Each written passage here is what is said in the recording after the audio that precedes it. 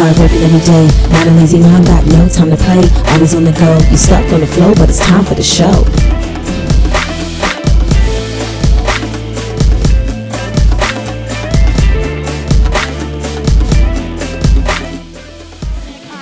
Just for a second. I want to introduce you to the woman who gave me the opportunity to fellowship with you in real life today.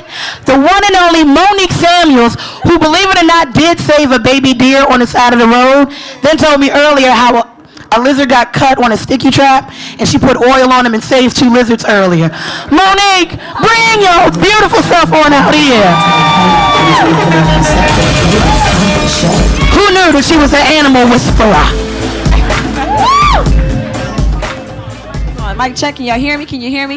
Listen, so first of all, there we go. I was going to wear this like really short dress, and Chris was like, well, where do you think you're going with that on? And you're going to be on stage. So then I got this, and I said, well, it's long in the back, so y'all got to forgive me because it's still showing everything right now. So, look, we talking about redefining me. I need to redefine my wardrobe, especially when I'm on stage. But thank you all for coming out. Welcome to the Not for Lazy Moms Live podcast. Thank you, City Winery, for hosting us. Thank you, all of you beautiful people, for coming out today. Y'all look amazing. We are talking about the redefined me. And this, I think I'm going to be preaching to myself more today than really talking to y'all. So, and I want y'all to really feed in and give us your thoughts. If you have questions, you have a paper on your table, you can jot them down. And I want to have a very intimate discussion because I feel like this is a very important topic that all of us can relate to, whether we're single, married, or parents or not. Finding the balance necessary to maintain who you are while juggling all of the responsibilities that life has to offer can be a challenge. Have you ever came to a point in life where you just feel overwhelmed? You can't figure out why? Have you ever had like a defining moment?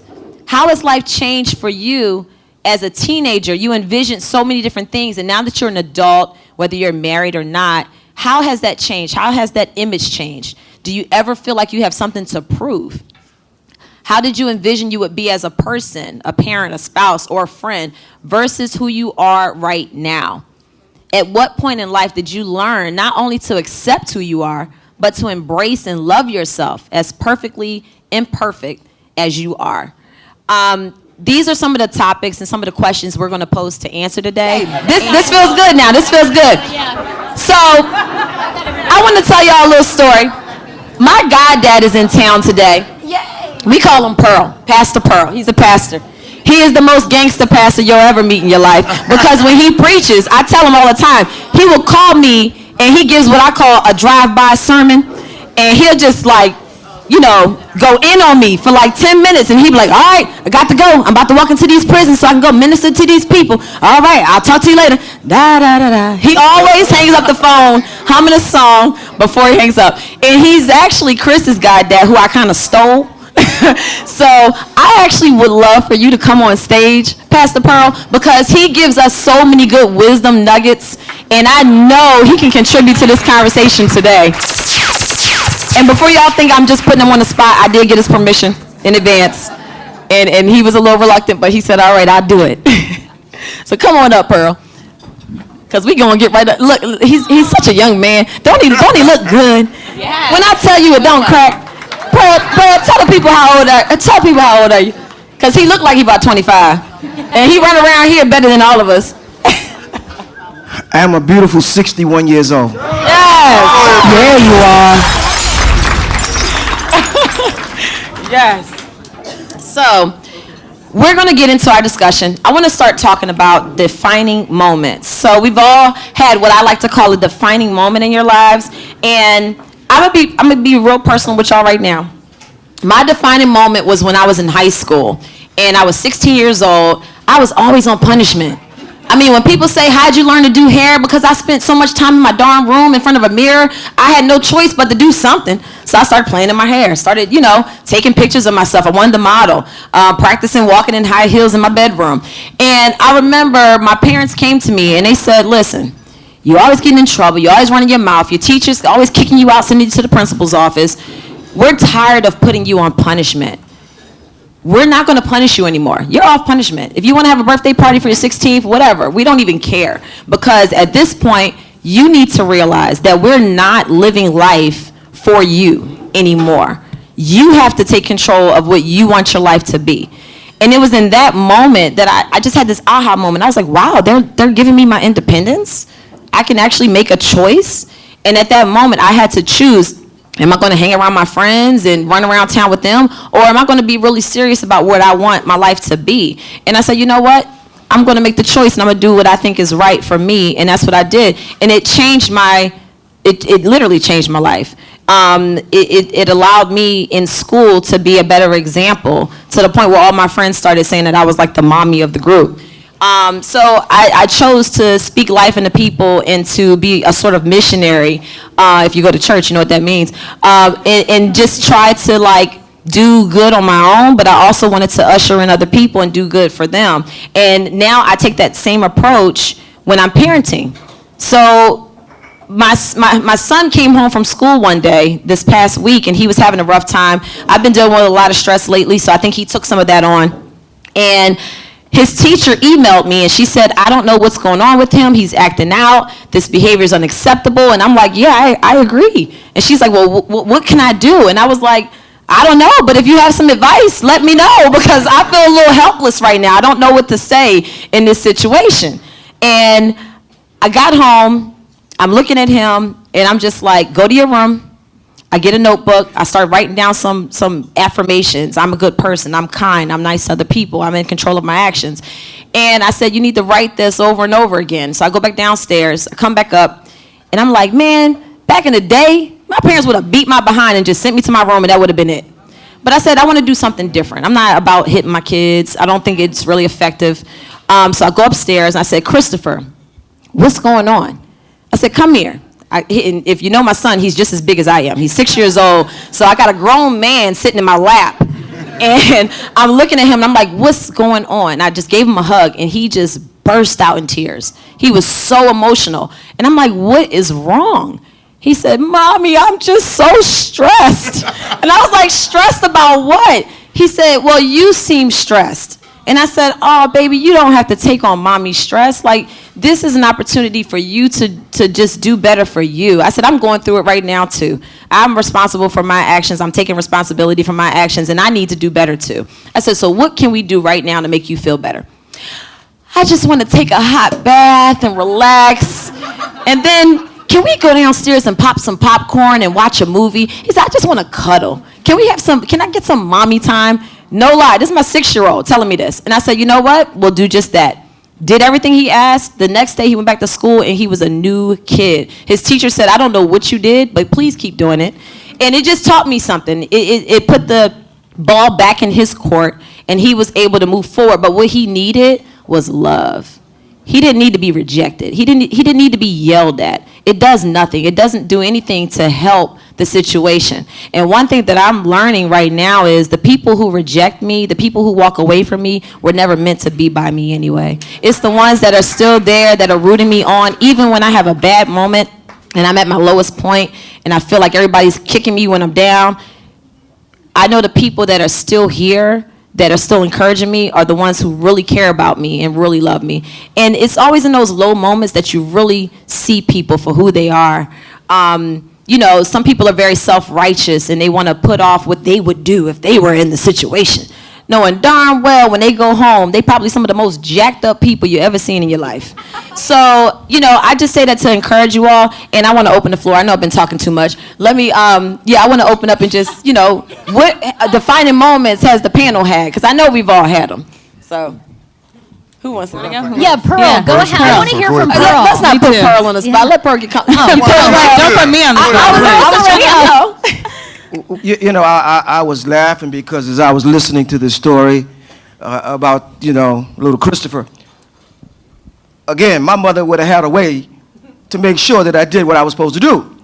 And she sure enough wouldn't have spoken with me. Well, you know, I grew up in an area where I saw violence all the time. I grew up in a section of Brooklyn called Bed-Stuy. And you know, everything I saw was vicious. You know, I never forget in particular when I would do certain things. I was a hyper kid. You know, if I was in school today, I'd be on medication. But I remember, getting the whippings with the ironing cord. But I made a vow that when I had my two precious princesses that I have now, that I was going to learn how to talk to my babies. Because I remember one time, I'm young enough to remember when Roots came out. And my mother hit me. And I looked at her because I was going to say what I desired to say sometime. I said, I'm not Kunta Kinte. But now you must understand, I was a runner. So if she was to say, be still, you better not run, my twin sister would look at me and go, don't run. I'm like, oh, you crazy. But I just learned from those days of growing up, in Bed-Stuy and seeing the things that I saw when I was young. I knew what I didn't want to do. I knew that what I wasn't going to do to my children. And I knew what I wanted to do for others. And that's why, I never knew I'd become a pastor by no means, because let me tell you something right now. I am not all that. You understand? I mean, I work on things like anybody else. I don't walk on water. And that's why I'm very real when I talk to people. That's why I spend a lot of time at the state prison in the state of Georgia. That's why I do brothers that are on death row. Because, see, the truth be told, we can all make a mistake. And you know what's so interesting? We all do make mistakes. But what we have to do is learn how to forgive and keep it rolling. Because let me tell you a little secret. The one thing you judge somebody about today will be the one thing that'll snatch you tomorrow. So you have to be very, very cautious. And I just learned from all that, like I said, growing up there and seeing what I saw. I see the things that happen today, they talk about the murders and everything. If you grew up in Bed-Stuy doing this, when I grew up doing in the day, you were going to see the deaths. You were going to touch the bodies and see somebody with a needle in their arm, because during the 60s, let's be real, except heroin was big. So you would come off the elevator and see somebody that had the needle in their arm and they was dead. And that's why I don't care what you're going through. I don't care who you are. If you need help, Pearl will show up. I don't care if it's the prostitute, the pimp, or whoever it may be. Because, see, we all been something, and we all are still something. Because that's why we're all still working on to be what? Better people today. Amen? Amen. I know we're in the church. Yes. Amen. We got the communion, and we got the sermon. All right, Allie, I know we talked in private about some of your defining moments, and I would love for you to share your story. Of course, as well. yeah, and as we've talked about, I feel like we're constantly having these defining moments that shape who we are, and I'll touch on one of them. When my first son, who's almost 4 now, when he was first born, and you become a first-time mom, oh my gosh. I felt like a human cow. I didn't wear a bra for 3 months, and not in a cute way. They were just, I didn't wear nursing pads. They were just always leaking. It was gross. I'd go to the bathroom. It was a crime scene. I mean, it was just not cute. And painting a really pretty picture right now. So that's why I'm feeling so good right now, all glammed up. I'm like, yes, thank you. But I will say, I thought I could do it all. My husband would offer help. No, I got this. I'll make dinner, please. Oh, nope, I got the baby in the middle of the night. I'm good. I don't need help at all. And there was one day where my baby would not sleep. Shocking, right? Of course. And I said to my husband, we need to go to the doctor. He's not sleeping. Something's wrong. And my husband, I'm sure, thought I was batshit crazy, but was like, let's go do this. And we went to the doctor. And our pediatrician brought us in the room. She turned the lights really low, and she was rocking my son. And he fell asleep in her arms, and she looked at me and she said, I think we need to get you some help. And it was kind of this out-of-body experience when I'm like, oh my gosh, I'm not even realizing, when you first have your child, you just go through the motions. You go in survival mode. You don't even know what's happening. You just make it work, and you think you can do it all as we want to, as the Not for Lazy Moms. We want it all, we do it all. But as we talk about with Not for Lazy Moms, we do it all because we need to have, it takes a village. It needs to be okay to ask for help, and I wasn't seeing that. And to me, that was my defining moment where I got some therapy. I became a better mom for it. I became a better wife for it. I now have 2 kids. But it was that moment in that dark room as my baby was sleeping, and they just said, you got to get some help. And to me, that defined who I am right now as a mom and a wife. So, Yes. Yeah. Sorry to get all deep, but yeah. Kind of just let it go. It's a confession cocktail. What can I say? Okay, well, I'll go next. So mine is kind of like sad, but it will end okay. So I like how you have to preface with that. okay, it's slightly depressing. Let's all take a shot. So my big moment was when I was 14 years old. My father was diagnosed with esophageal and stomach cancer and died within 12 months. And anybody in this room who's lost a parent, no matter what age you are, but when you're a kid, like in that moment, you totally grow up. Like, because you realize like things are never promised, after that. So it took me a long time, and I'm from Maine. My mother's like this stoic, New England gal. So, in our house, it was like, you had 2 weeks to grieve and then you move forward. You got to keep going. So for my brother and me, it started basically this cycle of food addiction and eating disorders. And for my brother, he became an alcoholic, and thankfully this September just celebrated 8 years of sobriety. Wow. So it was definitely, and then, so when I think I was about 13 years old, I started, that was the first year I started going to Weight Watchers, because food was the one thing I could control, because I now realized I couldn't control death. You just didn't know when it was going to come.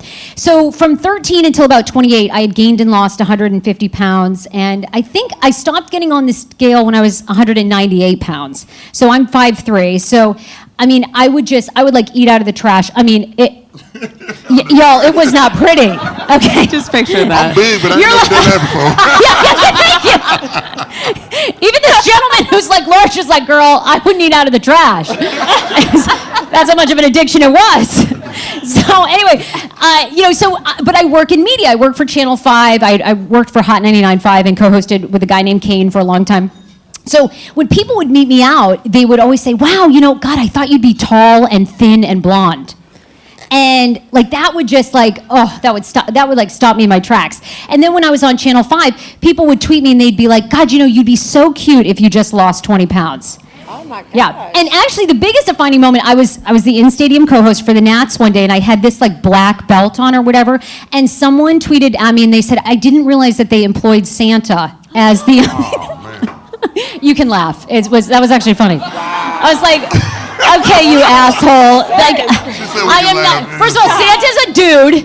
Okay, I have decent long hair. But anyway, I knew if I was going to stay in this business of entertainment where everyone has an opinion on what you say and what you look like, I had to do something different. So in a moment of despair, I had Googled giving up dieting, loving yourself, and I found this like crunchy granola woman in Tacoma Park, and she was speaking at this event, and I called her. I was like, Robin, are you taking on new clients? I'm eating out of the trash. I look like Santa and I need help. So she was like, yeah, come in. And Robin, totally changed my life. And I could get emotional about it. But the day I walked in the door, she said to me, and this was so hard to accept, she goes, you have to be ready right now today. Could you love yourself if you never lost 1 pound? Wow. And for someone who'd been on a diet and hated their body, bulimic, diet pills, laxatives, why do we take laxatives? Who wants to shit more? Don't ask me why. Why I was out here ripping up my colon to lose weight, I don't know. Anyway, but that stopped me in my tracks. I was like, oh no, I can't love myself at 160 pounds and people saying I look like Santa. And she's like, no, that's who you have to love every bit of yourself right now. And that started basically a 2 or 3 year journey of giving up. And I had been on every diet. I could endorse them all. Kashi Go Lean, Slim Fast. How many calories are in an apple? I know, it's 80. But Robin really began to teach me how to love myself no matter what people thought of me. And that's the most, I'm so grateful that you had me for this topic, because I feel like everybody on this panel has something to teach, but if you can leave here today and figure out whatever your journey is and love yourself no matter what, because I didn't believe I was worthy of love. I was like, oh, if a man falls in love with me and then he sees pictures where he realizes I was 200 pounds, he'll definitely leave me. There's who wants to be with this person, So now I don't give a fuck, and I get... Fine, you think I'm Santa? So what? I'll take it. Who doesn't look forward to seeing Santa? Anyway, there's my story. Thank you, Sarah. That was great. There you go. Well, I'm not gonna be as funny as that. I mean, that was hilarious. Oh, you're funny. You're so funny. No, my defining moment was when I was in college. You know, a lot of people know me now as, you know, the retired Redskin, Ring of Fame, and, you know, this great. Go on, bragging on yourself, baby. Yes. It is what it is, you know. But no, a lot of people know me as a, you know, pretty good football player in the area, Ring of Fame. But at one time, you know, I wasn't a great football player. I received my scholarship to the University of Alabama. I was redshirted my first year. If you don't know what redshirt means, it's basically you sit out your first year because you're not ready. You know, mentally I wasn't tough enough. Physically I wasn't strong enough. So when I first got to college, you know, we went through our first practice. I think I dropped maybe like 15 pounds in one practice. And it was hard. You know, the older guys were bigger, stronger, faster. Mentally, I was a crybaby. People don't know this about me. And I share this with the high school kids that I coach now and let them know, you know, you have so much potential, but you're not there yet. You know, you're mentally weak. And I'm letting them know that I was in your shoes at some point in my life. And I share my experience when I was a redshirt freshman. And I called my mom that night after practice when I lost all of this weight. And I was like, look, I don't know how much longer I'm gonna be here. I don't think I can make it. You know, I wanna come home. And thank God my mom showed me tough love at that moment and didn't embrace me and let me come back home. And she told me flat out, she said, you can quit if you want to, but you're not coming back here. So I knew right then and there, you know, I didn't have a job, I didn't have anything, so I had to man up. So I manned up and I fought through it. And I remember this particular coach, he's at Virginia Tech now. He was my offensive line coach, and he would ride me every single day. You know, we would be on one practice field, we would sprint 2 fields over. Samuels, I forgot my cones. He'd make me sprint back over there and get the cones and come back. I mean, he just put me through living hell. But then I remember one day in 6 a.m. mat drills when you had to go through all of these stations where they just gas you out, and I'm not quitting today. So I just bit down and I bared through it and I finished the drills, and he was so proud of me. I was proud of myself, and that was kind of the turning point in my career in college. And from then on out, you know, I took off, and everything has been great since then. Yeah, that's awesome, baby. And you've had a great career because of it, so that's awesome. One thing that I'm noticing based off of everybody's responses and everything else, there's like a common theme. It's like you can focus on what's in front of you, but it's even more important to like have a plan of action to move forward. And I think that's where a lot of us sometimes get stuck, is that we just stay where we are, sulking about where we are, and we beat ourselves up, we kick ourselves, and we either eat or we don't eat. I'm guilty.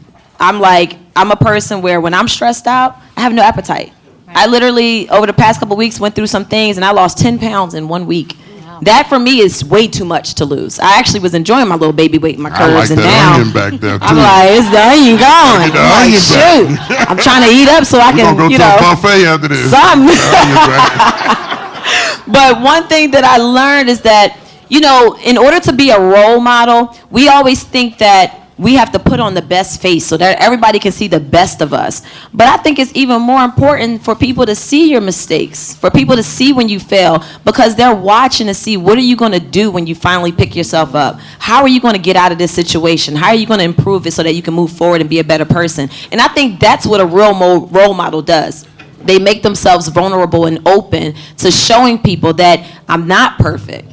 I did fall. I messed up. But here's how I'm going to do better. And I'm not just talking about it, I'm actually doing it. So we're going to put forth some action. So I think some action we need right now is a giveaway. You told me to eat. I got bacon. I was like, oh.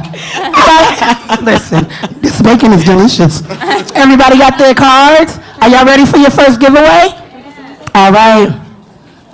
I'm waiting for my numbers while I wait.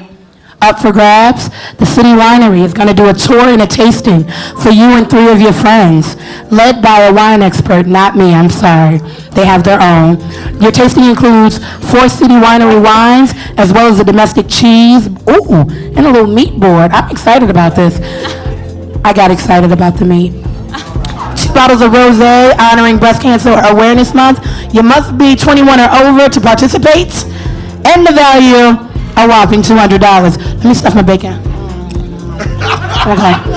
Monique said for me to eat. Listen, we gotta eat now. We gotta be healthy. All right.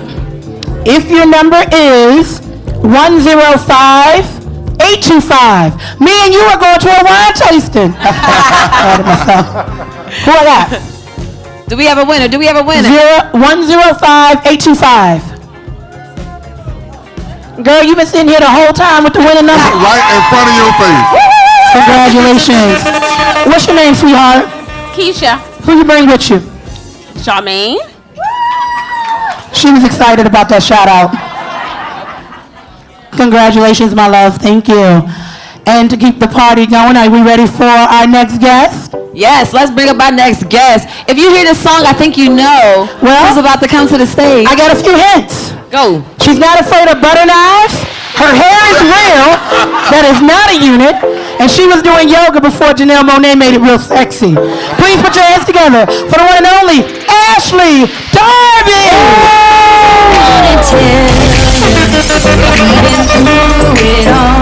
But we rise, not fall. Baby, right from the beginning. Don't forget to use the hashtag NFLMLive for all your pictures and videos from today.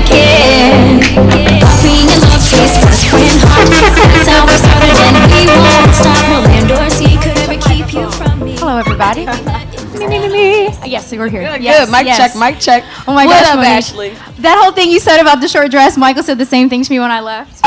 He was like, "Oh, where you going dressed like that with that thing switching to the side like that?" You Yeah. did good though, because your Thank whole you. pregnancy, you were like dressing so covered up.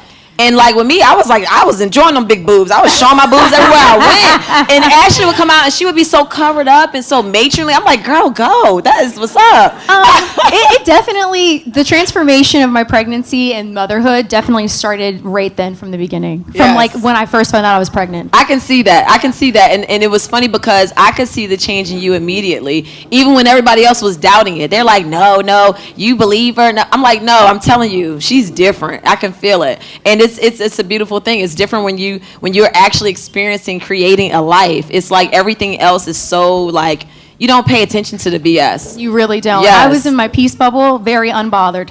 You did good. Unbothered. Better than I can say for myself, for sure. Where do you find... Oh, wait.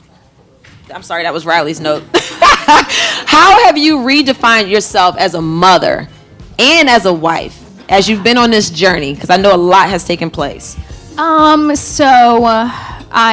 I've actually had an interesting time even getting used to being called a mother. That to me there's so much weight because I have such a great relationship with my own mom. I was always apprehensive about how I would be approaching motherhood and if I would even be able to compare to being the affectionate, loving mother like the one that I had. So when I actually did have Dean, I don't know if it's my hormones or what, but I instantly started seeing the world in a completely different way.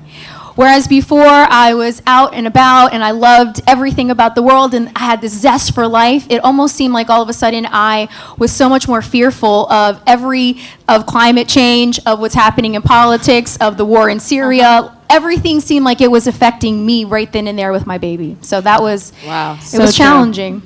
What was... Oh, go ahead, Allie. Well, I was just going to say, Monique, when you were talking about not being surface level, but being your true authentic self, and that's how you kind of really learn from how that kind of defines who you are. I have to tell you that following you on social media, and I'm sure other people here can agree to this, seeing you post about your journey with motherhood has truly been real. I mean, you've openly talked about your struggles with pumping too much or, taking something that upset Dean's stomach. I mean, those little things have, I'm sure, so many moms. I mean, what's the feedback been with that? It's been incredible. And I didn't realize that Instagram was going to be such a therapeutic tool for me. But being able to share about the things that I've been going through and hearing other women who can relate and even being able to give some of the advice that I've learned very hands-on has been helpful for me. So I've been very appreciative of that and having social media. Because, last year on Twitter, one of my friends, who shall not be named here, her name is like Voldemort here today, but she was very nasty to me and was just saying the most degrading and harmful things that really could have affected me in a negative way. But motherhood had begun to transform me then because the old Ashley would have been engaging and we've been throwing bows on Twitter. But I realized that really wasn't the way to do it. More so, I was so focused on being present for this baby and just being the best me for Dean. Yes. So. do you ever get to moments where you kind of mourn your former self? You know, like not even just your mindset, but just like Your social life. yeah, your social life. The body changes. You know, like everything that you go through after having a baby. Do you ever go back and just like for me? Everybody's always like, "Oh my God, you snap back." But when I go home and I see myself in the mirror, I see a belly button that got stretch marks, and I'm like, I'm not showing this stomach anymore. It's flat, but I'm like, yeah, I don't think so. It's like I'll think back and I'll look back on pictures when I was on the beach before, and I had my belly ring in, and it was just like that was my favorite like feature on myself. And now it's like. It's good though, because it's a reminder. Like you gave birth to 3 beautiful lives, you know. You did. So do you ever go through moments where you're just like, oh, I remember back when I used to get sleep, you know? Girl, that's such a foreign concept to me these days. I don't even know. But honestly, what I more so mourn is not my former life, but more so the way my relationship used to look, the way my marriage was.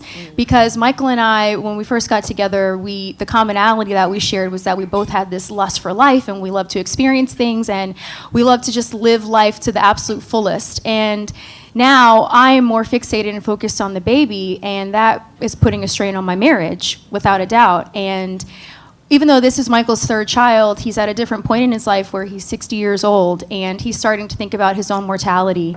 And he's also thinking about how if he's going to be there to see Dean graduate from college and to get married. And it is really making him question himself, and almost like he's more down on himself now than he's ever been. He's so happy about the baby, and that makes him feel so good, but he's more so down on himself now. And I miss that. I miss just being able to connect and communicate like we used to. Right. You know, that's one thing that we went through. Everything was kind of focused on the kids. And, you know, we're just walking around, hey. And, you know, and then back to the kids, hey. And then eventually, you know, Monique is like, all right, listen, we're great parents. All right, but we need to be great, you know, spouses to each other. And we have to refocus and kind of recalibrate things to going out on dates. You know, get butt naked in the woods somewhere. Just do something random. I mean, for real, y'all know I'm gonna go back to that. I mean, He know you serious. But I'm just being honest. I got mosquito bite marks to prove it. We did. but it's we crazy. had to change gears and stop focusing on the kids so much. Get some help. Get a sitter in there, somebody, and do us. Who made that decision though? Because when you're both in it and you're both in, you know, in the routine of it, who made the call? I checked him. I was like, yo, this is terrible right now. We're great parents. We're doing that so good. I said, but we suck as a married couple. That's right. And it was literally, it was a struggle even when we finally made the decision. See, people look at me and Chris and they think, oh my God, y'all got it all figured out. Y'all got it all together. Some of our close friends know. Look at Moose over there. She know. Markeisha back there, look, she done seen us argue before over spades. We done argued over a Kit Kat before. I mean, the worst arguments you can think of over a Kit Kat. He said I threw it at him. I said I tossed it and handed it to you. And he's like, no, you threw it. And then hindsight, I'm like, I probably did. I don't know. But the whole point is, we decided as a unit to really put forth that work. And I remember when we first started really dating each other after having our son, we would just sit at the table and just look at each other like, what do we talk about? Like, it was so awkward. It was like we had to really put forth the work to like really get to know each other again. And it wasn't easy, but it's doable. I mean, we got past it. It's just that you have to have 2 people that are willing and open to really putting in the work. 100%. And the most difficult thing I think is for me as the mom, I have the hormones of just wanting to be with the baby, and that is literally my biological imperative, is to be there with the baby. Whereas Michael is dealing with all the stresses of work. I mean, he runs a multi-million-dollar company. The real estate market right now is very challenging for him. So he's dealing with all of these outside factors that affect how we interact with each other. And then sexually, I am just not there. I'm not as, I'm still healing. Childbirth definitely does a number on the goods, so let me tell you. Yes. Oh my gosh.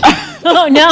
But from a man's perspective, Sarah's taking this all in because I'm hoping that you're gonna have a baby soon. let me say this real quick. There's other things you can do to help him. Having second thoughts. It's the best. Chris said there's other things you should It's do. other things you can do to help that man. He's still a man. He still has needs, and he's still attracted to you. But here's the I thing. totally understand. No, I'm being honest now. Let me speak. Just one second. I promise I'm gonna shut up. He He's still a man. He has needs, okay? At the end of the day, he can't just turn it off because you're turned off. All right, and I'm not saying Who is clapping? No, listen. Do not support this foolishness. I'm not saying you're an animal or some sex slave or whatever, but all right, after 3 or 4 weeks, this man is still a man. And all right, you might not want to go through the full act, but God gave you 5 fingers on one hand, 5 fingers on the other hand. He gave you 10 toes. And Pearl, forgive me, Pearl, I gotta say this. He gave you a mouth to speak with.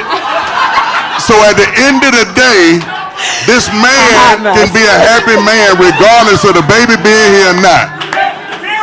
Please defend from here on out. Hold on. You talk about sex, you're going to wake Chris up. Okay, I we went through this. I did try. I mean, like, I You tried even to... gave her advice about this. You did. Yes, you did. At our last live podcast. You did. What'd I say? And I was like, that's a She don't God-given even remember. angel, a blessing Because to that was us. before you had a baby, so you don't But even it remember. still ain't work.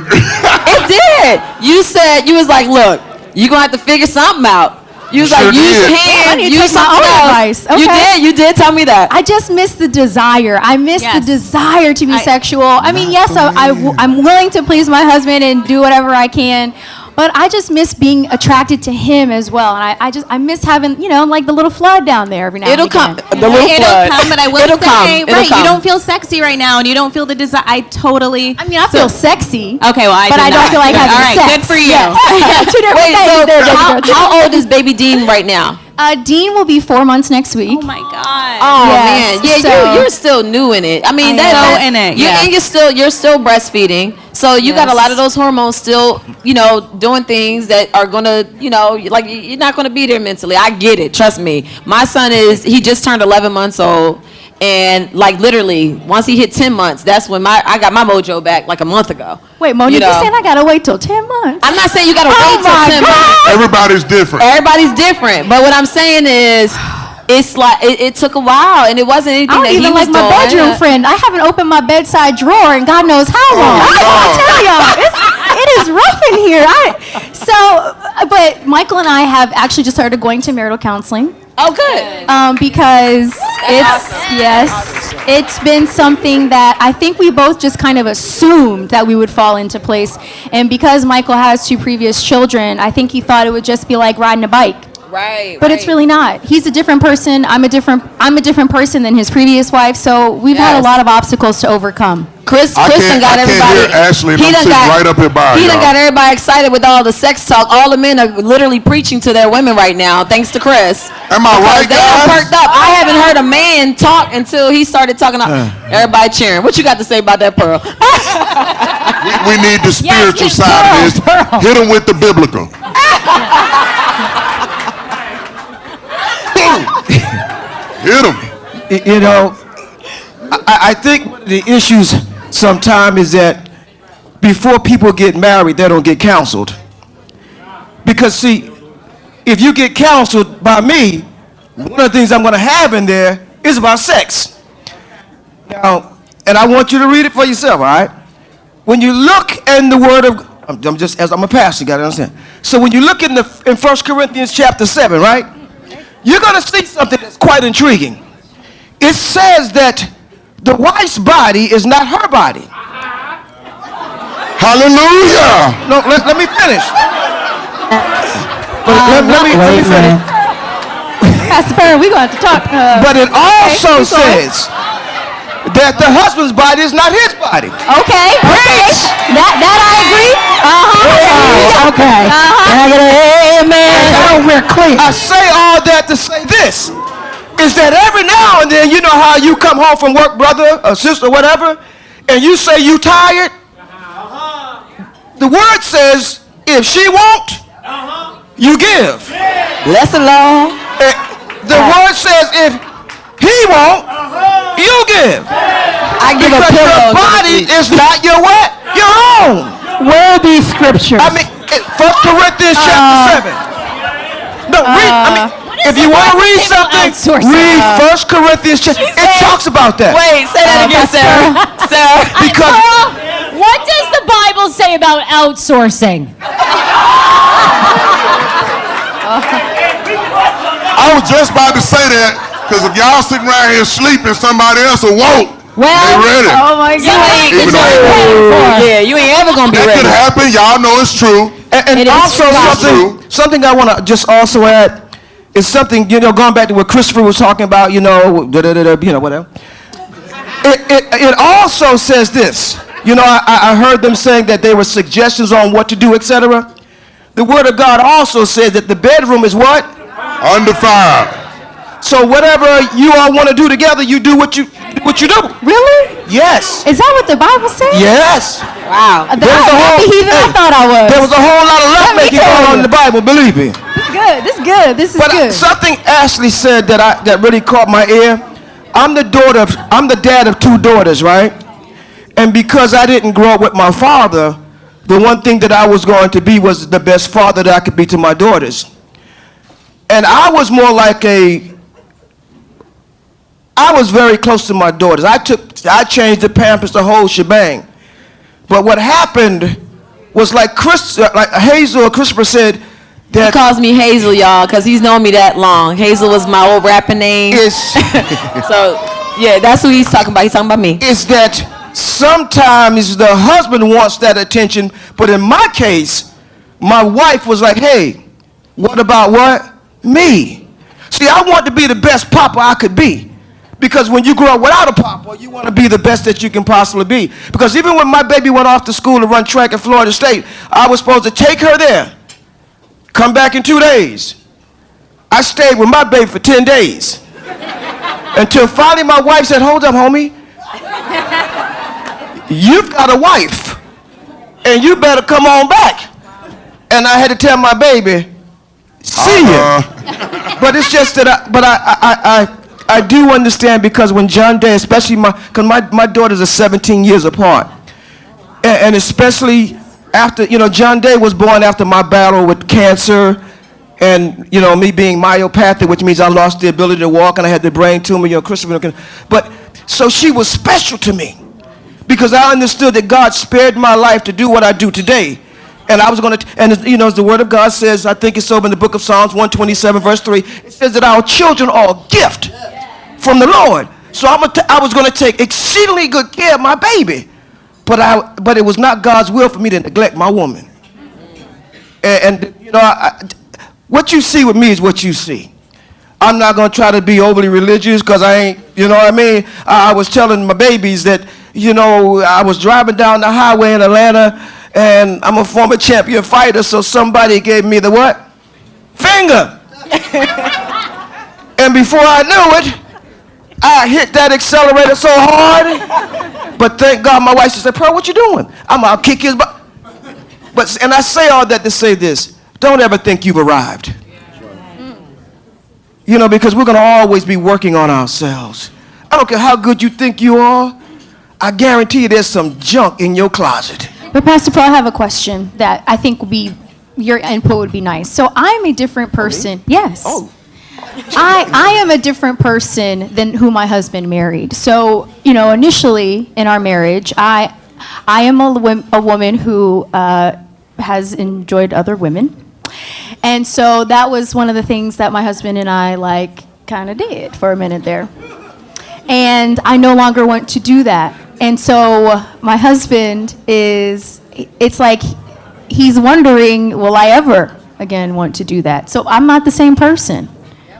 You know, the one thing that you always have to be careful of, even in the very beginning, is what you play with. Because if you play with the wrong kind of stuff, when you think the game is over, somebody else is going to think the game is still going on. True. That's deep. And the one thing you have to understand is that we all go through a transformational period in our lives. And he's got to understand that you ain't what you used to be. You've been transformed. And you've got to continue to just pray for your husband, because there's power in prayer. And you know, don't look at him crazy. Just pray for your husband. You know, the one thing that... Self. And definitely. Yes, and for get you certain. about 10 wigs and name each one of them somebody else. Do what y'all do. Yeah, that's definitely what I needs to do. That's a good idea. That's a remedy. good. Thank you. Do you think that, because now this is literally talking about redefining the definition of what your marriage once was. So do you ever get to a point where you're fearful that he won't want to stop what you all used to entertain before. Yeah, for certain. Having an age gap relationship, Michael is 29 years older than me. I didn't really understand that when I met him when I was 23, that I was going to be a different person when I was 31. How can you have that foresight at that age? Right. So the evolution that I've gone through and the challenges that I've overcome in my life to make me the woman I am today, I look back at pictures of myself when I was that age and I don't even recognize that person. It looks like, even physically, it looked like a completely different person. Granted, I have some enhancements since then, but for the most part, like, it just looks like a different person to me. Wow. You know, I know we got to move on, but real quick, it's funny because when me and Monique were dating, well, we just kind of hanging out, kicking it. We actually talked about that. And I told Monique flat out, I said, listen, I said. Talked about what? The other people in the bedroom. Oh, yeah. I told Monique We straight. thought about it. We thought about it. But I told Monique, I Very said, listen, seriously. I And I said, I will pick her. Yeah. And then I was like, I can't go through with it. But you know what? We never went there. And I told Monique flat out, I said, listen, I really like you. And I said, if we enter into that type of, situation, I don't think I can take you serious after that. And that was deep. We never went there, and she put them wigs on, and we do what we do. So sometimes she the nice girl, the mean girl, the freaky girl, the whatever girl. But we switch it up, It is what it is. But that we almost went there. We talked about it rather.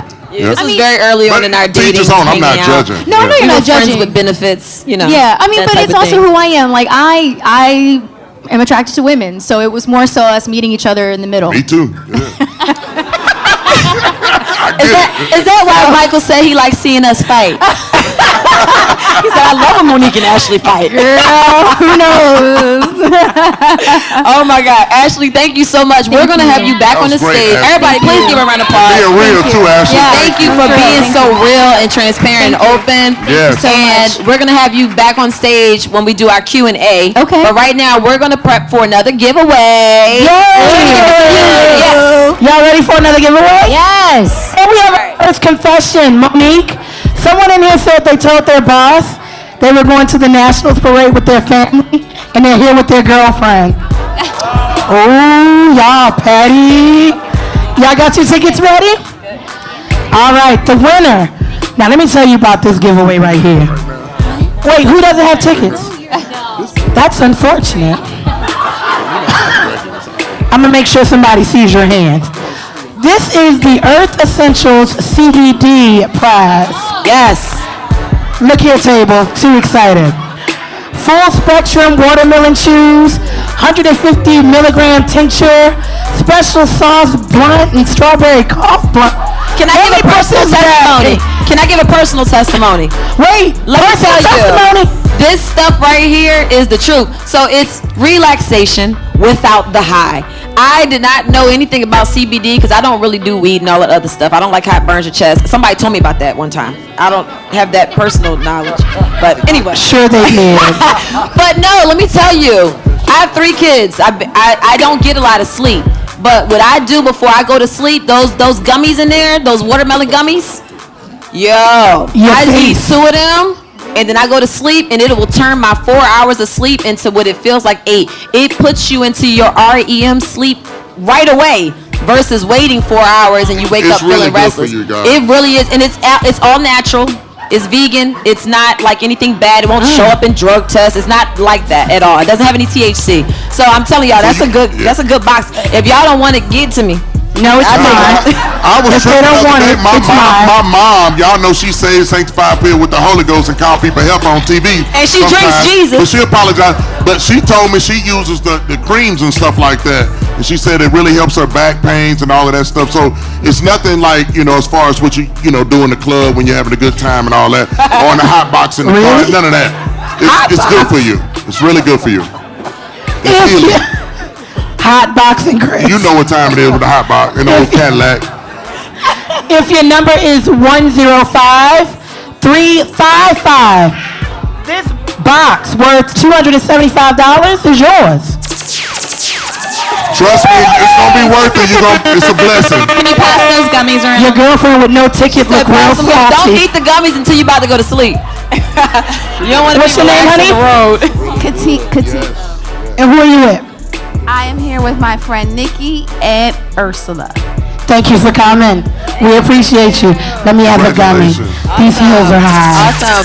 Hey, Poe, before you introduce the next guest, I wanted to ask the panel a question real quick.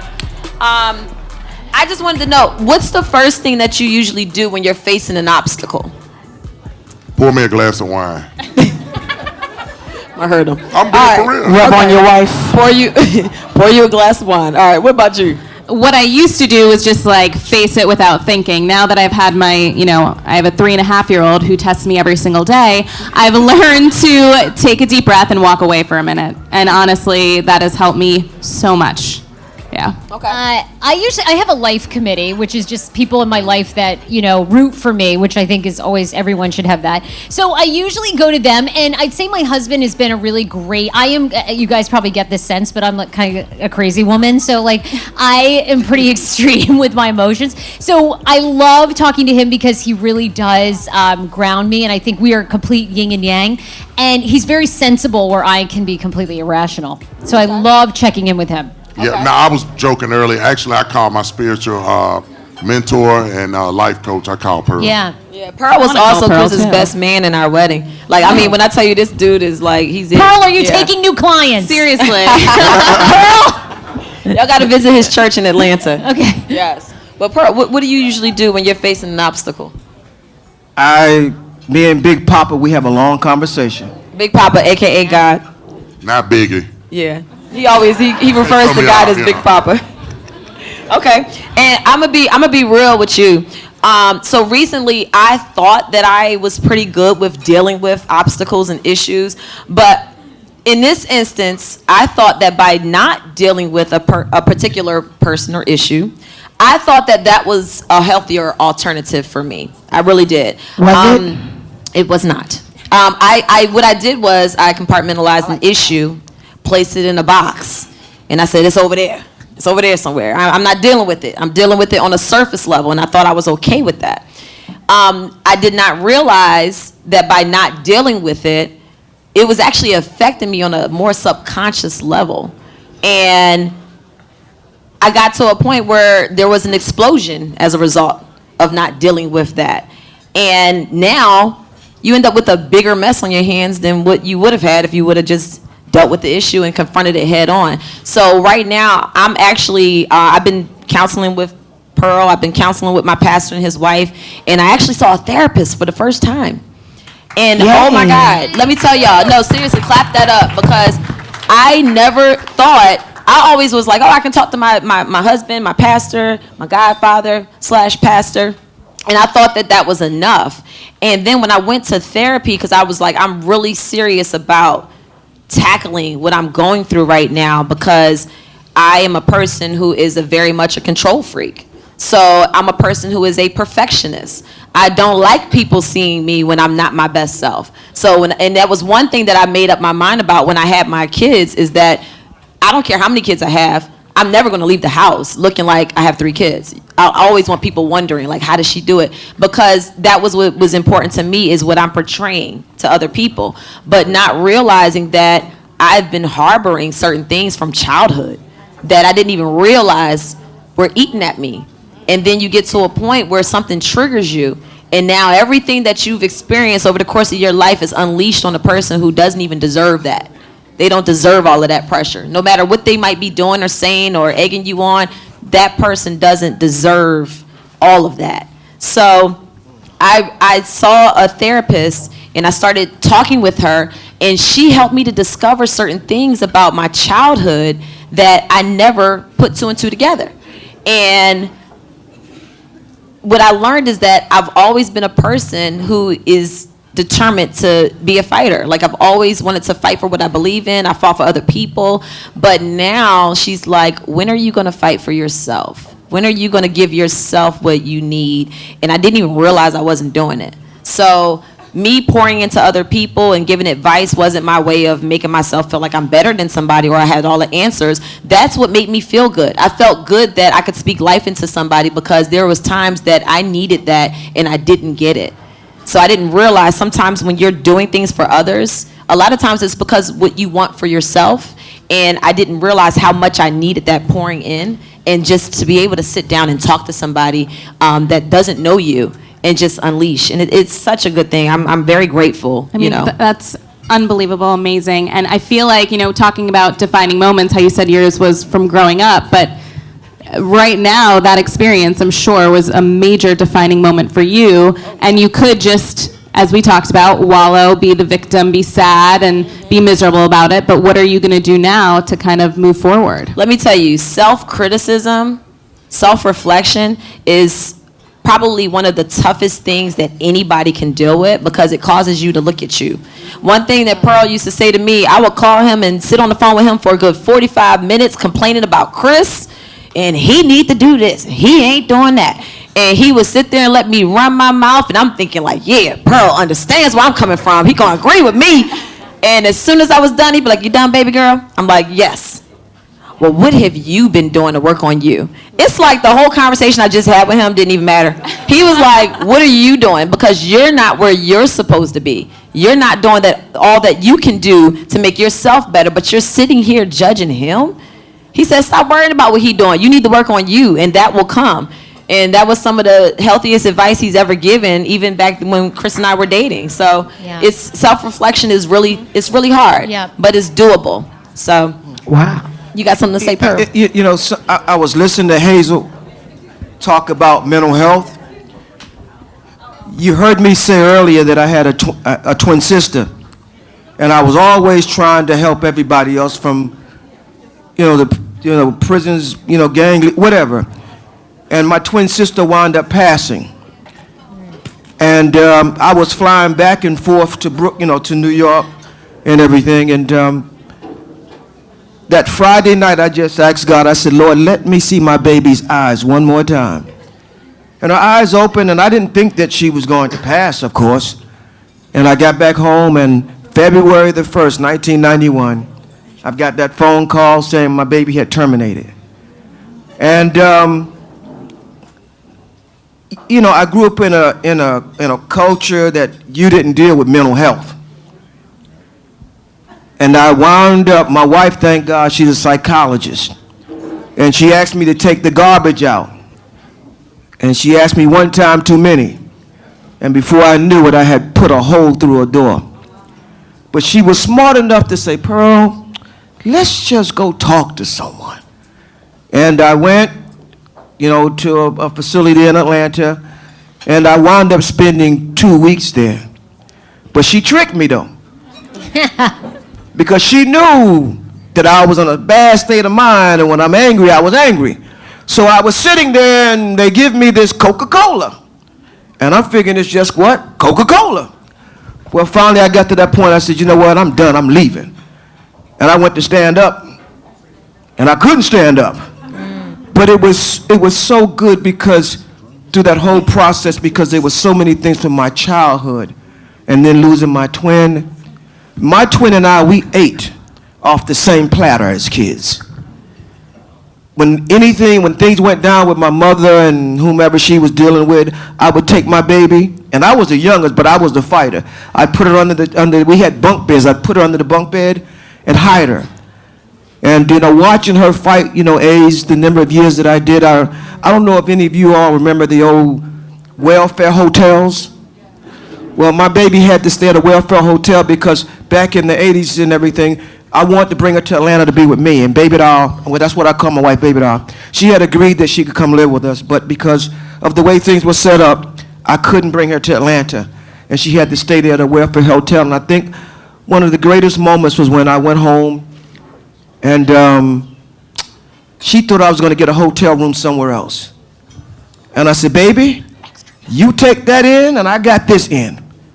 And, it just put a fire in me to be a better person, because I was a little gangster. I told y'all he a gangster preacher. I did. There's nothing under the sun that I have not done. I was listening to Ashley speak and everybody else. I used to work my hustle when I was 12 years old. I worked for a pimp. So I saw a lot of stuff that I shouldn't have seen. And it's just that, but that mental health thing, I just saw too much as a kid. I saw people get killed. You know, I saw the drug transactions going on in my apartment because I'm the youngest of 12. We had a lot of kids. So I saw a lot. But I realized that I needed that what? That help. So listen, don't be ashamed to ask for what? Help. Yes, no, that's deep. All right, where you at, Poe? I am right here in heels that are obviously for dating. Are we ready for our next guest? Yes. Coming to the stage. Your next guest has never had the hiccups. I told her that she jinxed herself by saying that. Home Depot is her favorite store to go shopping in or getting lost in, which is awesome because my bathroom needs to be redecorated, so I'm glad I know you.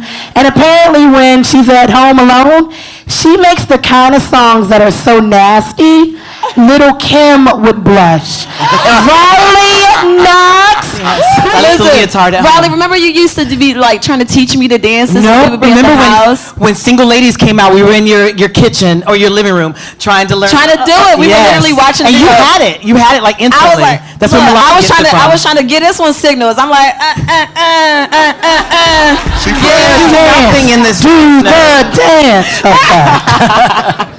Yes, but all right. So I know y'all probably looking at us like we're crazy right now. What are y'all talking about? Riley is one of the first people I met when I moved to DC. I was 19 years old. And that year, you know what's crazy? That year I met a lot of great people because that was the year I met Chris. I met Chris when I was 19. I met Riley when I was 19. And I was able to witness her entire transformation. Can I say what I'm Of course you can say that. I told you. When I first met Riley was Ricardo. And to the point where, I mean, we would hang out all the time. Riley used to do my makeup. Yeah. And when Ricardo came to me and said, listen, I'm about to go through this transformation. To the point where, I mean, names, you were running names by me. Yes. I'm going to like change my name. She came up with Riley. And I was like, okay, that's great. And she started dressing and looking like how she looks right now. And we would be in Home Goods. We'd be in Home Goods or we'd be in Home Depot because we always did handy stuff together. And looking like a full-blown Beyonce. And I'm like, Ricardo. I'm like, you can't. I got a full set of titties. Like, you can't say that. I'm And I was like, but you know what I love about Riley? I said, Riley, be patient with me because while you're going through this transition, I'm going through it with you. Yeah. And it's kind of hard to wrap your mind around. Like, I'm bad with names. If somebody introduces me as whatever your name is, and then you decide to change your name, it's hard for me to register the difference. Like, we have a friend back there, Markeisha, and Chris introduced her to me, and she from Alabama. He introduces me. Don't take no shots at Alabama, but go ahead. I wasn't taking a shot. So Chris introduced me to Markeisha as Moosey. That's what they call her back home. So one day, Leaf comes up to me, and she's like, oh, your friend reached out to me and wants me to redecorate her house. And I was like, oh, who? Markeisha. I'm like, who the heck is that? Markeisha. And, you know, so it's kind of hard sometimes to really, like, change the name once you know somebody or something. So I was like, look, if I say Ricardo, I said, I'm trying to go through this with you. And she was very patient with me. And I said to you recently, like, I now have to call you Monique, but I'm so used to calling you Hazel. I was like, sounds familiar. I have to get used to a new name. You had to get used to one too. So. Yes. But I'm so happy you're here today because, and I'm going to make sure that I speak so that y'all are understanding where we're coming from because I've known Riley for so long that I don't want to skip over some things and y'all are like, wait, I'm missing part of the story. So I just want to start out by asking you, because I've seen everything. Yeah. It's like, where did you find the courage to make the transition you made and to be where you are right now? You know, I always knew it was going to happen. I didn't know when it was going to happen. When I was a kid, I've told the story in interviews before, some of you might have heard it, that I used to run around with a flashlight in my hand, pretending it was a microphone, and I always knew that I was going to be an entertainer, but I also always knew that I was going to be a girl. I used to have a pillowcase on my head, pretending it was long hair, and always knew that I wanted to be a girl, didn't know how it was going to happen. My sister's here today, she could attest to that. And I just, you know, I came to DC and I felt like, you know, I was exposed to so many people that were like me, and I didn't know anybody that was like me, you know, before growing up. We're talking 15 years ago. I've transitioned about 15 years ago. there was no one on TV. There was no Pose. There was no Janet Mock or Laverne Cox on TV. So I basically had no role model to look up to.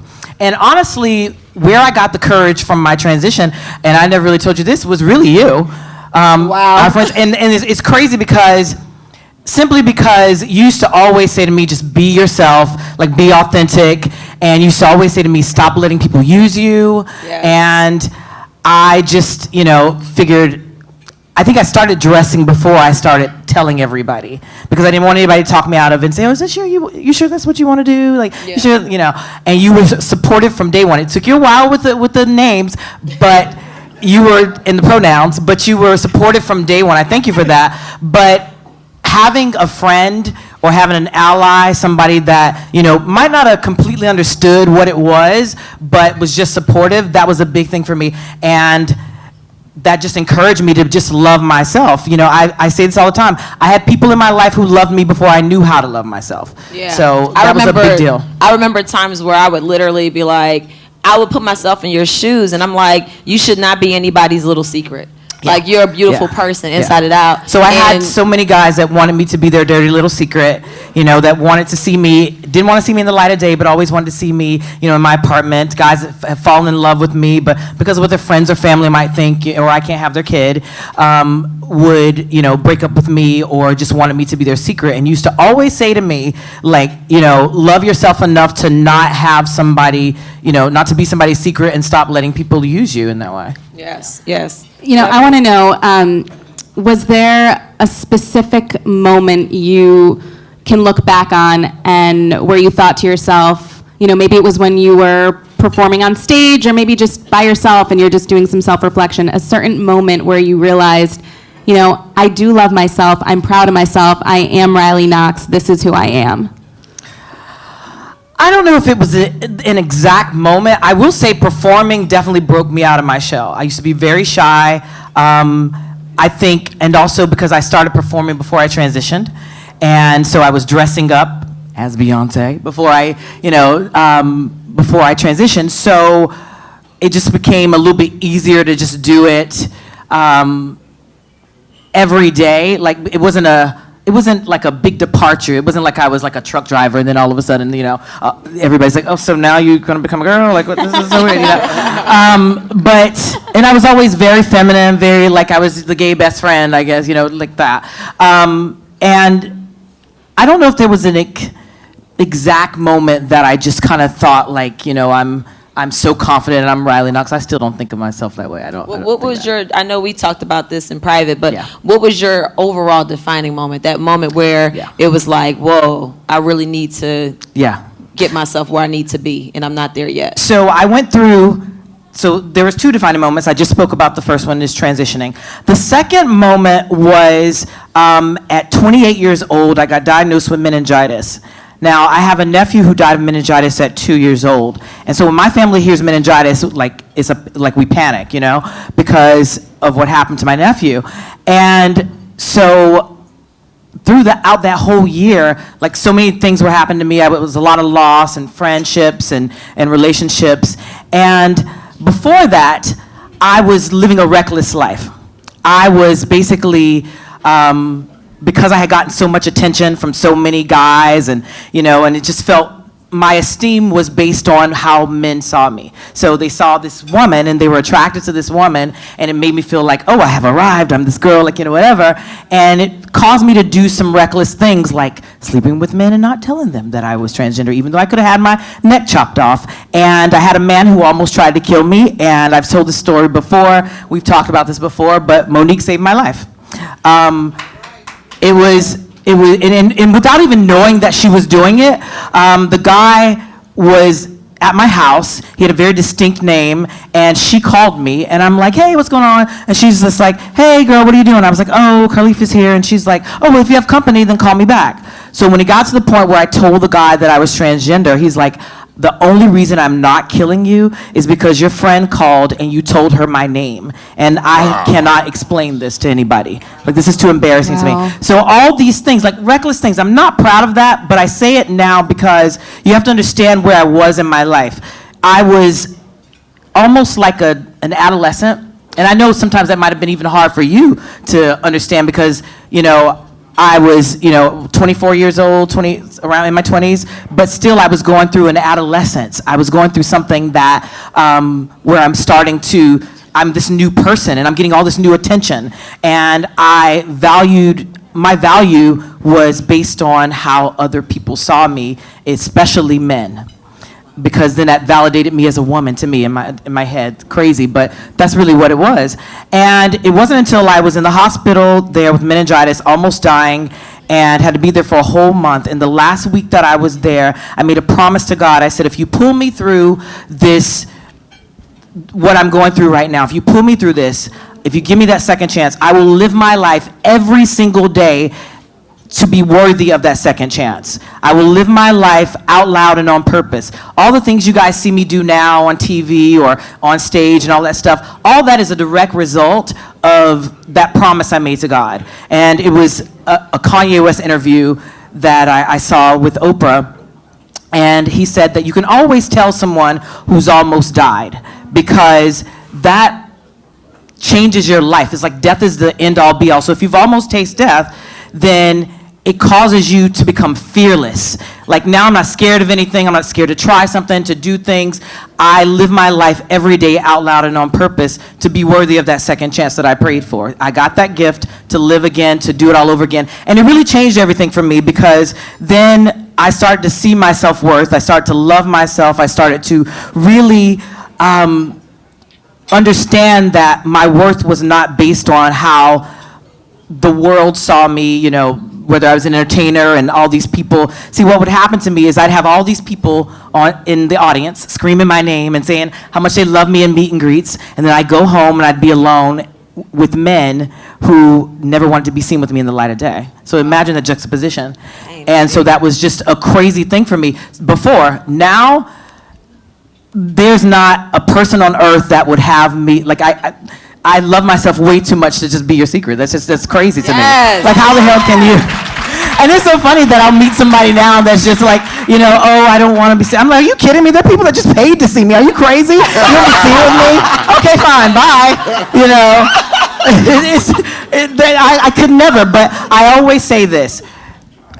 Your self-esteem and how you see yourself determines every single thing that you do in life. It determines how you see yourself, how you treat other people. We always talk about like trolls on Instagram, and we talk about like people hating and all that stuff. You never see a really happy person or somebody that loves themselves so much hating on somebody or trolling somebody. Preach. Simply because when you love yourself enough, you're not doing that to other people. You're not misery loves company, but only if that company's miserable too, right? That's the truth. Yes. So I definitely love myself in a way now that I never thought possible. I never thought possible when we were friends back then. Yes.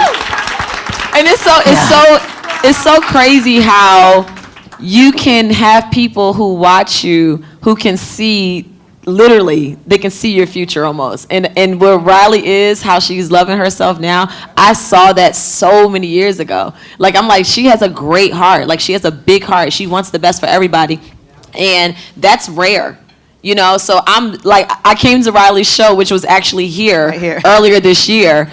And that was our first time really seeing each other. And I'm sitting in the audience watching this packed out show, and she's on stage performing. And I'm like, wow. This is just a full circle moment. That was a big moment because you've been there before when there was just like as many people are on the stage in the audience. So I remember one of your first shows, and the first show I went to, you were performing Single Ladies. And it was like it was in a much smaller venue. It was like a much smaller audience, and you were doing it the same way that you do it even now, like with so much just like confidence, and it's a beautiful thing to see when you can watch somebody's journey and all of the things that have come from that. Being in Taylor Swift's video, being on stage with her at the VMAs. She was just on Watch What Happens Live. Like, she's all over doing her thing, and I always saw that. And I'm still waiting for that book, because I told you years ago you need to write a book. Yes. So yes, I'm waiting to see everything. But I'm so proud of you, and I appreciate you sharing your story. Did y'all have any other questions from the panel?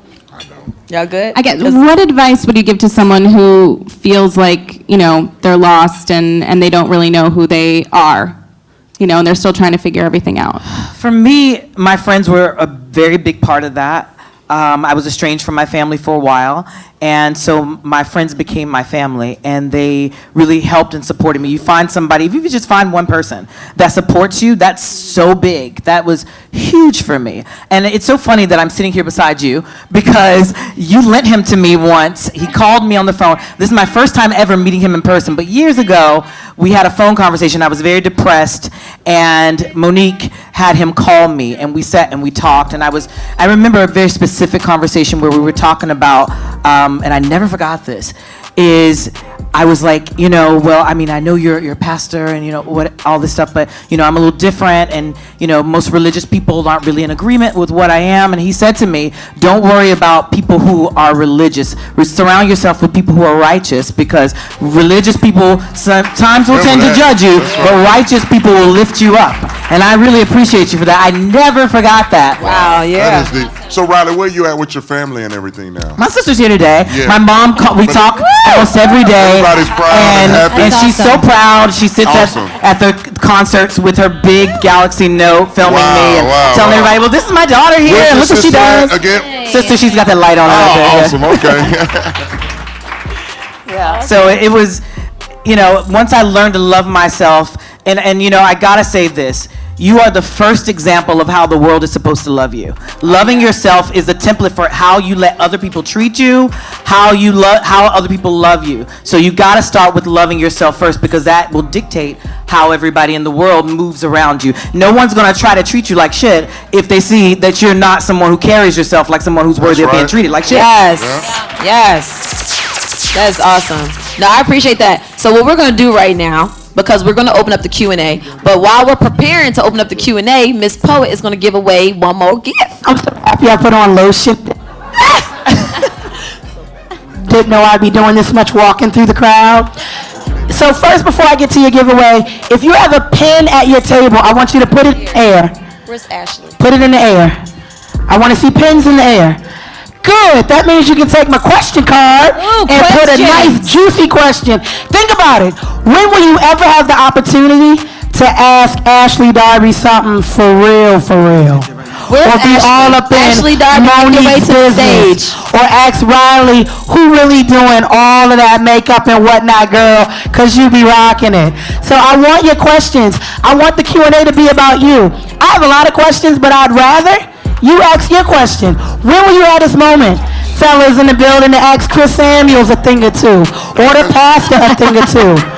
I don't care what the question is, but I want it. And remember, you can be anonymous with your question, so you can be shady and messy, and nobody has to know it was you. Okay, with that said, are we ready to give away our final giveaway of the day? Yes. Now, this one is really special, because this will be Chris and Monique's favorite things. Y'all know they bougie, so this one is worth $750. Okay? Look, Okay? Anybody that know me know what kind of wine I drink. You're going to get an autographed I still have not. Chris Samuels Redskins jersey. Woo! If you don't need it, the holidays are around the corner. Gifting is listen. He just got inducted to the Ring of Honor with the Redskins. That don't mean I can't. It's worth Listen. something. I didn't say it wasn't, but I can give it to my daddy and be the best daughter ever. They have a 2016 Camus Cabernet Sauvignon, an electric wine opener kit, not for lazy mom's mug, anniversary cigars, a crystal ashtray. So this giveaway is no longer available. Poet's gonna take it home. I don't know if it can fit in my bra, but well, I was gonna try it. And my winner chicken dinner is, I'm gonna make y'all wait. Y'all got my questions for the Q&A? Let me see them question cards up in the air. If your number is 105, I know all of y'all got 105. 0, canceled you out. 9, 1.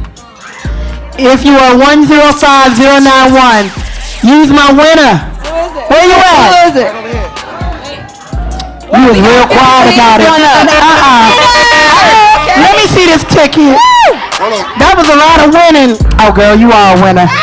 And your hair is fly. Congratulations. Yes, ma'am. Yes, Congratulations. her hair is flowing. She turned around, her hair was Got like, it. She flung it too. That's my prize.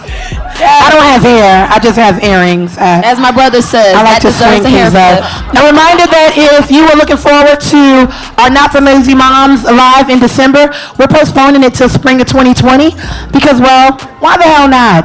We need to be on a rooftop doing this. Yes. I just want to put that out there I'm in the not air. trying to compete with Christmas. I done competed with the Nats today. We competed with Howard Homecoming the last time. I'm not competing with Christmas, so we're going to move it because I really feel like the message is strong.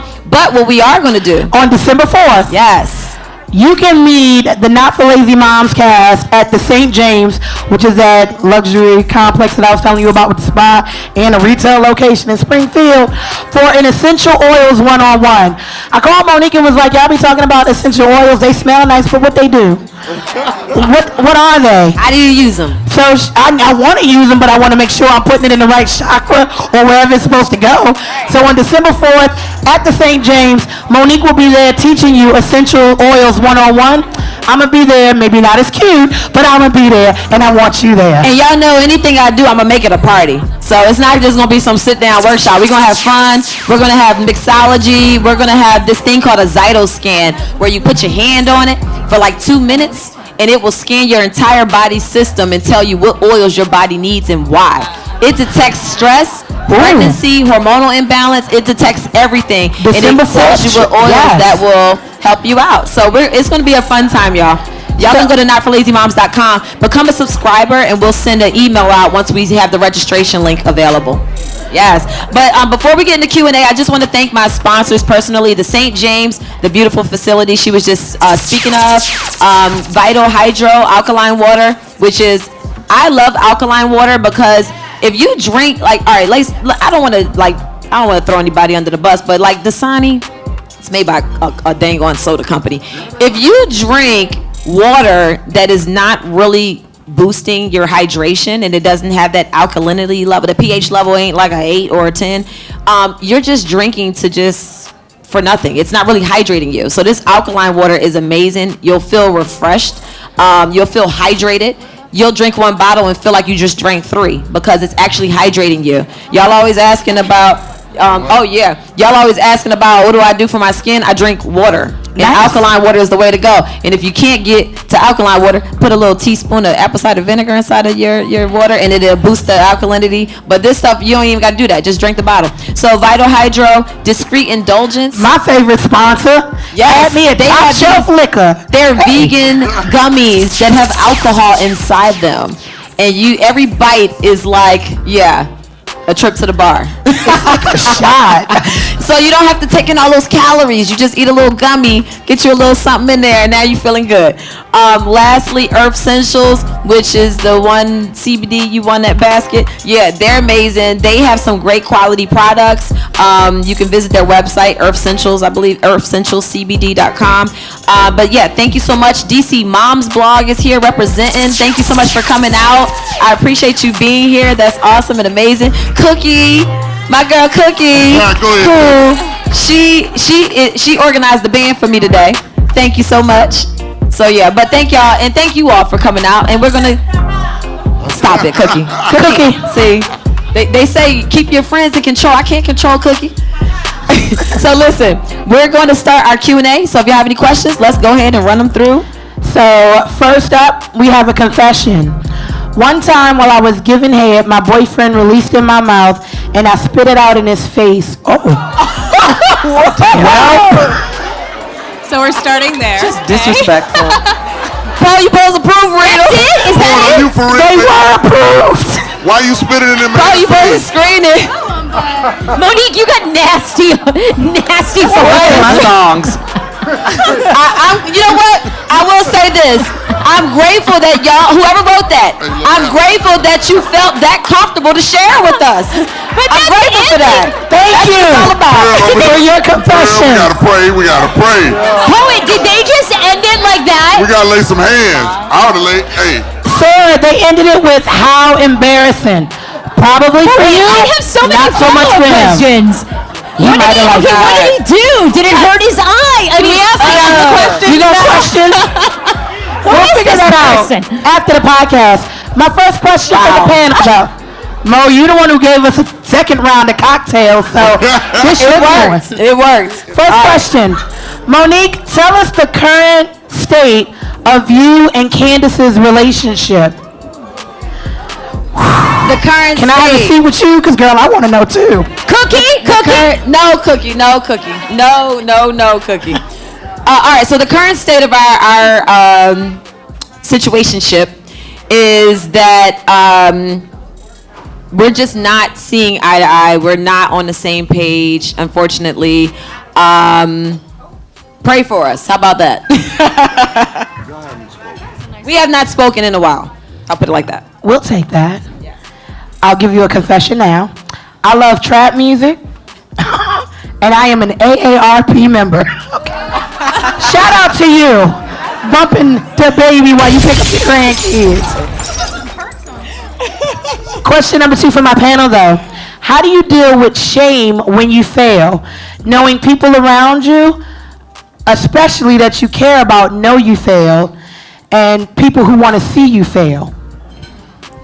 I can Some definitely of y'all say, touched and agreed in the audience to that one. I heard a person say once that when you fail, that means that you're trying to succeed. Because people who play it safe aren't going to go anywhere. Sometimes you have to fall on your face and fail so that you can say, you know what, I messed up. I can learn from that, and now I'm going to do something even better and keep pushing forward. So it's all a learning lesson. You know, we're all human. We're all capable of great things. We're all capable of not so great things. So it's just keep pushing. You know, you can't be ashamed of falling, because you falling means that at least you're trying to grow. At least you're trying to do something.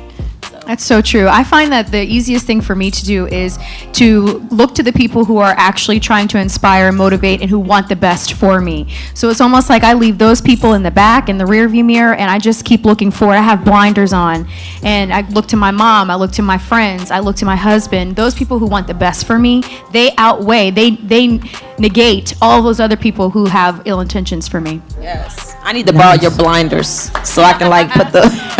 Ashley, you need to sell those in stores. We could all use them. Confession time. I steal food from my 4-year-old when he's not looking, and I'm talking Halloween candy and nugget snacks, even food I fixed specifically for him.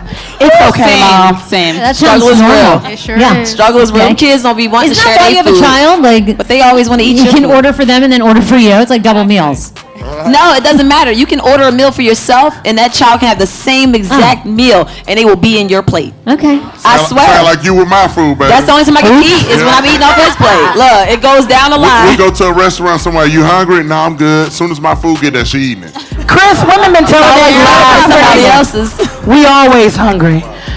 Question, Ashley, have you and Candace become friends again?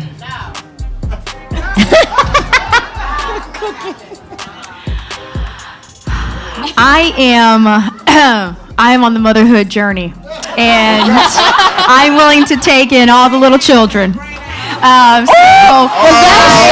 have a very different perspective than I previously did. Wow.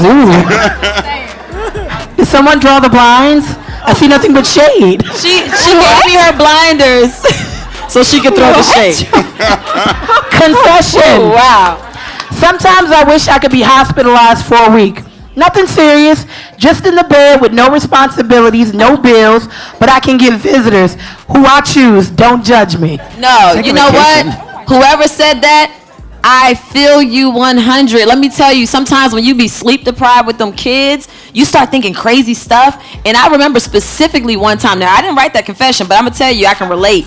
I remember saying, man, if I just passed out, I could go to the hospital and I could just be like up in there chilling, and Chris would take care of the kids, and I could get some good sleep. Yeah, but- it's all about sleep. I'm gonna tell you the problem with that. If you've ever been in the hospital, you know that you really don't get to rest in the hospital, because True. every 5 minutes they come in and take your blood pressure, some blood, give you a pill, give you a shot. You never sleep. But Okay, they this give is you a the happy business juice, idea. though. Oh, they do the morphine. good. Yeah. Ooh, morphine I is deal with good. But I this want some could be for a the house. business, somebody. I mean, you could someone come up with this business, the Yes. fake hospital or A mommy something. break room or something. Yeah, Oh, what I about the mean, daddies? you know, Y'all always I'm not on a break. deadbeat. Y'all don't have to do all of that we have to do. Y'all do. No, you know what? I don't want to discredit you as a father, because you are great. But certain things, the mom just kind of handles the loads. It's like I'm nonstop from the time I wake up at 6 a.m. until the time my feet hit the floor before I put them in the bed. My head hits the pillow, and that's around like midnight, maybe 1. Literally nonstop. And I'll come home sometimes, and I have a sitter that comes for Chase from 10:30 to 4:30 while I'm running around. And I'll come upstairs, and I'm like, wait, where's Chris? Oh, he's taking a nap. That's called smart. Wow. We got a babysitter. I didn't know that we could do that these days. That's amazing. I wish I could get a nap. I think you just took a nap yesterday. 20 Mr. minutes. Sitter. I don't care. You took 20 one. minutes. I was supposed to wash my Who hair. started 2 hours or 20 minutes? I had to do what I had to do. I picked up the kids. I came back home. I asked my sitter to stay 30 minutes so I can wash my hair. And she said, no problem. I said, you know what, screw that. I'm going to go lay down for these 30 minutes. I covered my head. I got about 20 minutes of sleep. And when she woke me up, I was like, please stay longer. But she wouldn't. But it's cool. It's cool. But yeah. You're an awesome mom, baby. Thank you, baby. You better clean that up. That is true. My next question is for Doc, Pearl, and Riley. When you've beaten death and you have drive, how do you contend with a partner that's never had a hardship? Ooh, that's real deep. Ask me that again. Here we go. When you've beaten death and you still have drive, how do you contend with a partner that's never had a hardship? So I'm guessing they don't understand where you are. Like, how do we sync up? Well, see, the thing is, I'm attracted to people who are ambitious and have goals and that have drive. I don't think you always have to, see, I'm hard-headed, I'm a Taurus, so I have to learn things the hard way. You know, I had to end up in a hospital to realize that you need to wake up. And not everybody learns that way, so I can be with somebody who is not somebody who has been through something very traumatic and almost died. I mean, the guy that I'm with right now has been famous since he was like 8 years old. And, you know, he's grown up in the industry and seen so much and literally talks to me all the time about like how I just want to be a pilot. Like I don't want to be famous anymore, but it's just sort of like they won't not let him be famous, I guess. And so he's been through a lot, like lulls in his career. So I can understand that, and I think that's how we identify because, you know, I wasn't always selling out shows on stage. I, you know, had lulls in my career too, and that's how we connect on that, you know. She's saying, like, what about the person who has not had that experience? Not had a near-death experience? Like he understands where you are because he's been in your shoes, maybe not death, but he's been in your shoes as far as hardships. But for somebody else, it's kind of like, to me, it's kind of hard to. You know what? That is a hard. Wait, you know who what? asked that question? Wait. Whoever just asked that just ministered to me just now, and I didn't even realize it. Sometimes it's not about. Sometimes it's hard to deal with people who have not experienced life, who haven't grown. It is, because that's like me trying to have a conversation with my 11-month-old who is now teething. Yes.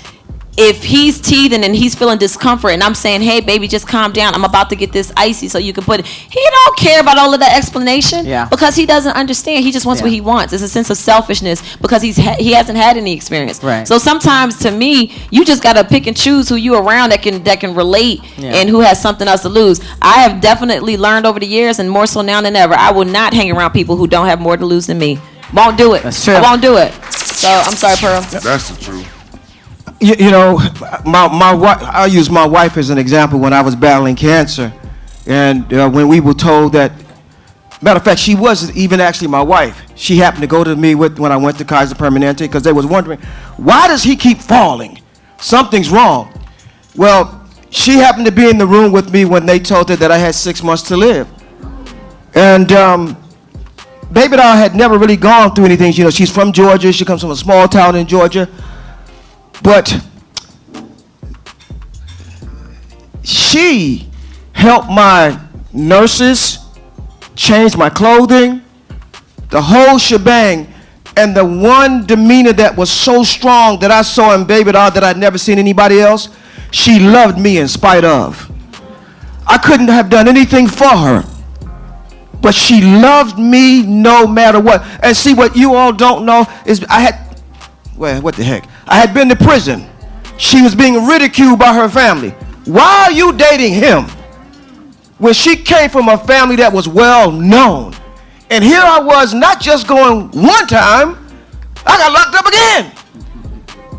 But she was always there for me, and she showed me love like was stupid.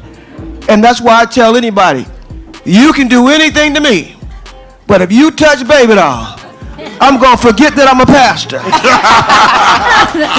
good. Well, all right. Yes. Well, look, I know that we are out of time. And this, I feel like 10 times better right now. I'm not even gonna lie to you. When I came in today, I felt a little bit discouraged. I felt a little bit defeated the past few weeks. I've been dealing with some things, and my energy isn't what I normally want it to be. Like I'm trying to get over the hump. I'm going through it right now in this very moment. And more, like, I'm not even gonna lie. A few days ago, I was actually considering canceling because I was just like, I can't even give the people anything. I don't have anything to give right now. I'm so empty. But that's when I talked to Pearl, and he reminded me. He said, you got to use what you're going through as a testimony. You got to show people what you're going through. Yay!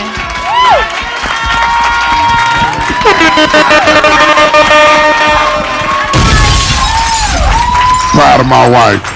Get it, girl. Stand up real quick. Stand up, stand up, stand up. Let me look at you. Get up. No, I just want to look. Always back to My sex wife with this bad. one. It's- Oh my I God. just think she bad. I said I wasn't gonna cry. But no, it really means a lot that I have people that are holding me accountable. It means a lot to have people that see more in me right now that I could even see it myself.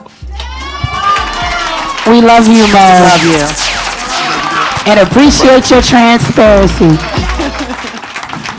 You know what's so crazy? I see you right now at this stage and everything that you're doing. It reminds me of my redshirt freshman year when I thought that I couldn't make it, and I found a way to push through. And I think you're going to push through. I think you're going to be great. You're going to be amazing, which you already are to me, but the world's going to see very soon, baby. I'm proud of you. I love you. And this woman has had my back when I went through some hard times of losing $4 million in a bad real estate investment. People don't know this stuff. You know, I had teammates second guessing why she with him, thinking she's a gold digger. All right, but at the end of the day, I remember when my gold got dug by my next door neighbor, she was right there with me, laid everything out, and fought the case with me. Now I ain't get my money back, but I got my honey. As simple as that. I love Monique, I love my family. And she bad. Go ahead, baby. Oh my God, thank y'all so much. Thank y'all. Let's give the people some tips before we leave out. One thing I do want to say as a tip that I've been using, it's nothing wrong with asking for help. It's nothing wrong with seeking therapy. And also, one thing I really had to keep in mind, which was a struggle for me, I don't have to prove myself to anybody. I don't have to prove myself to anybody but God, like literally. So what I do on my journey is not for show. It's not for accolades. It's not for praises from people. It's because I know it's what I need to do for me. And that was probably the most important lesson that I've learned so far. I've invited some people to come tonight, and Ashley was the only one that showed up. And I appreciate you being here. You didn't leave me. Thank you, Ashley. You didn't judge me. No, you didn't never. run away from me. And I appreciate the fact that with all that we've been through, that people see, even with their own eyes, of all that we've been through, one thing I can say about Ashley is that we both put forth the work to get our friendship back to where it should be. We definitely both did Yes, that. we did. So when people want to discredit what we have as far as a friendship goes, and they're like, oh, watch out, this, that, and the other, they don't understand, because they don't understand how much we made a determination that we were going to be better for each other. And I appreciate this girl. She has sent me encouraging text messages. She's always checking on me, and like not many people are doing that. So I really appreciate that. I care about you, Monique. Thank I see, you, babe. no matter what, and that's also what I've learned too, is that I don't judge anybody based on one outward action or one outward reaction, you know, whether it be my marriage or with my mom or even my friendships. If someone has a response that I can see, there's so much more going on that I can't see. And that is what I try to be more cognizant of, and I try to be more sensitive to. And whatever help they ask of me, I just want to be present and be there to help them to be the best person that they can be. So Thank you. I appreciate that. Now that's course, growth love. Yeah. on all our parts. Seriously. All right. Any tips? I know, Allie, you had some tips. Yeah, I would just say, don't let those bad moments define who you are. We talk about, how if people act a certain way, that doesn't define us. It's how we react. So just control your reactions, whatever that looks like. Yes. And finally, make the choice. Either you're going to sink or you're going to swim. It's one or the other. So pick one. I'd rather swim. I can't swim that great, but I'm going to be backstroking about some stuff and make sure I'm good. But I want to thank y'all all once again for coming out. I hope you enjoyed it. Make sure you subscribe to NotForLazyMoms.com so we can keep you in tune with other events that we have coming up. We're going to be doing some big things, and I appreciate y'all. Thank you so much. And I'm about to come to the audience to say hi and try to give a hug to everybody that I can. Thank you so much.